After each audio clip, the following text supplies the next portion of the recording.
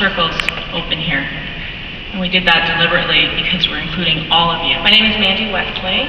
I'm Senior Advisor of Public Engagement with the Truth and Reconciliation Commission of Canada.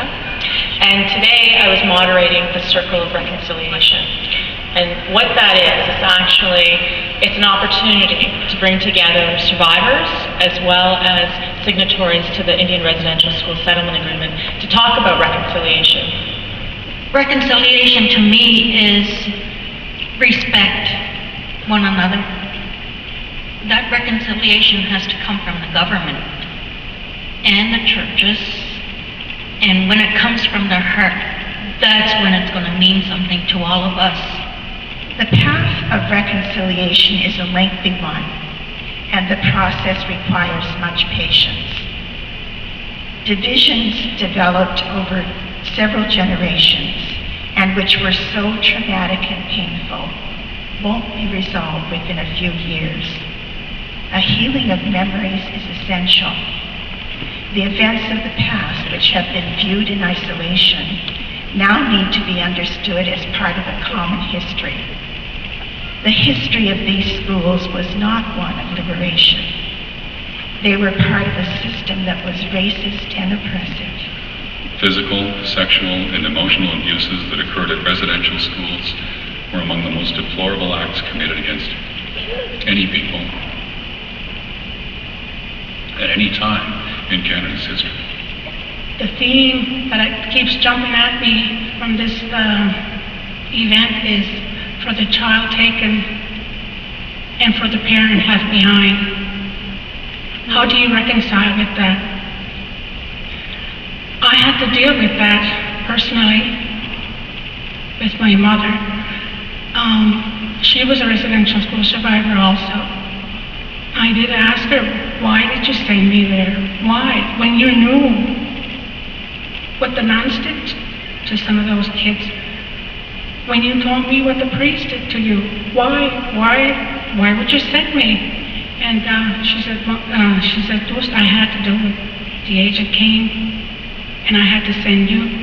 It is so important that we gather statements from other former students of residential schools in order to understand the impacts of individual survivors, families, and whole communities. Events like this are just part of a long journey of reconciliation.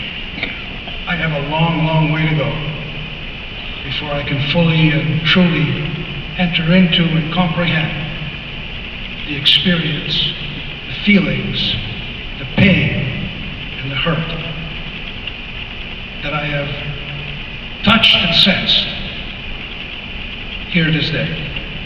As we confront the legacy of the past, we also need to look with the understanding that reconciliation today requires significant change in the relationship between First Nations, government, and all people in Canada. Our institution failed to recognize or challenge the forced assimilation of Aboriginal peoples and the subsequent loss of their language, culture, and traditions. That was a grave mistake.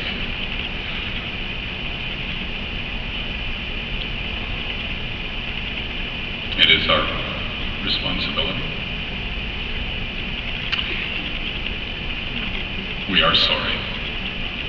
It's important to the Aboriginal community to actually see that this dialogue isn't just one-sided, that they are part of this conversation, that they are committed to working towards reconciliation, that they be the government, the churches, that they do come and join this circle. It's integral to the integrity of the entire process. A commitment to reconciliation is a commitment to take real action that will lead to changed perceptions and attitudes. It's a commitment to the future. We are committed to furthering the reconciliation process in love, moving toward a future of healing and hope and right relationships for all. There's two things. A relationship has to start from truth, and it has to carry on by walking together. Words without action aren't worth anything. So for me, part of reconciliation has been learning what actions to take and when to take them. reconciliation will happen to me, I believe, when I see my children